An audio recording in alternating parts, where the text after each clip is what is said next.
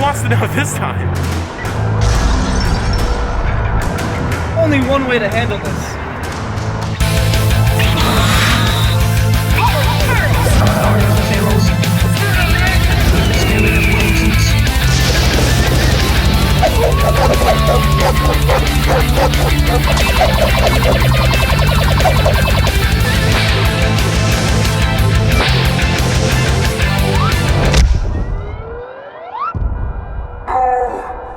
I just want to use Greenscreen right for once.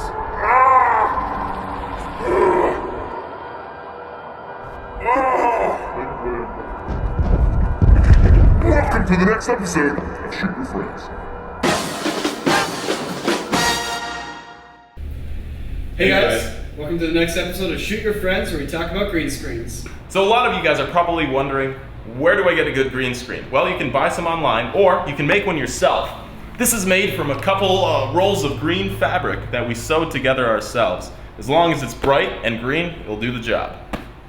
Outside is a great place to set up your green screen. You have bright, even lighting, especially on an overcast day, and you can just drape your green screen over a fence or a wall, like we did here. Just be aware of shadows. If they fall on the green screen, they're going to make things harder. Stand away from the green screen to avoid green spill. Also, shoot with a high shutter speed to avoid motion blur. Obviously, don't wear green clothing, but also avoid wearing yellow if you can.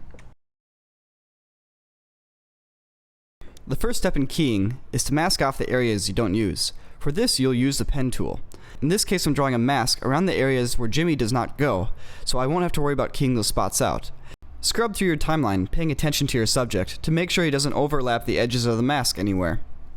Also, you can go down to your masks menu, and you have control over things like feather, shape, etc. And see this little menu here? Add preserves everything inside the mask, and subtract removes it. Experiment to see what the other options do. If you want to animate your mask, hit the stopwatch next to Mask Path. Now you can move the mask over a period of time. And finally, hitting M on the keyboard will pull up your controls for Mask Path, and hitting it twice will bring up all the controls for your mask.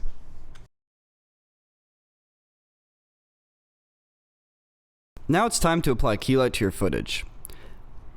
I drop a color from your screen, and click on the View menu and pick Combined Matte. This will let you see how the transparency is being handled for your footage. Here's where the trickery comes in. Click on the color selector, and now we are going to adjust it manually. As you go less saturated, you'll remove more of the wrinkles and shadows on your screen, but you also tend to make the non-green elements more transparent. A little bit of screen gain can also help get rid of wrinkles, and screen balance can help bring in the transparent parts on you and make them more white. Now, if you still have some wrinkles and shadows on your green screen, there's one more thing to do. Go down to Screen Matte. See the white and black point? These function a lot like levels, allowing you to increase the contrast between the white and black parts of your alpha channel. Pull all the black levels up until the screen is all black, and pull the white levels down until your subject is mostly white. Try to keep these values as far apart as possible, as that preserves the edges around your character better. And then set your view mode to final result to see how it all turned out. See this little menu here that says Soft Color? This helps you eliminate spill and tint of your foreground object. Play with these settings and experiment to see which ones look best. You'll want to match the colors of your foreground object to your background. A handy way to do this is to match each of their color channels. Apply levels and set your view mode to green. Then set your levels to green as well. Begin tweaking your settings until the contrast of your subject matches the background. Then do the same for red and blue. Mess with the controls until everything looks natural. If you're more familiar with the curves filter, you can use that too. What we're doing here is making sure that all the different color channels are about the same in brightness, contrast, and gamma. What it means is that when you set everything back to RGB, everything will match in intensity. You can do fine-tuning by going back into each color channel and tweaking it further. And finally, it's always good to put a hue and saturation filter on your footage in case you need to make any broad changes. Look at how happy Jimmy is. And finally, I got one more trick for you guys. If the edges of your object are looking really jagged because you've had to push things pretty far, you can apply the filter Refine Matte, which comes with After Effects CS5. Now you'll need to play with the settings a little bit to get things looking perfect, but it does a great job of cleaning up edges and making them look nice and smooth.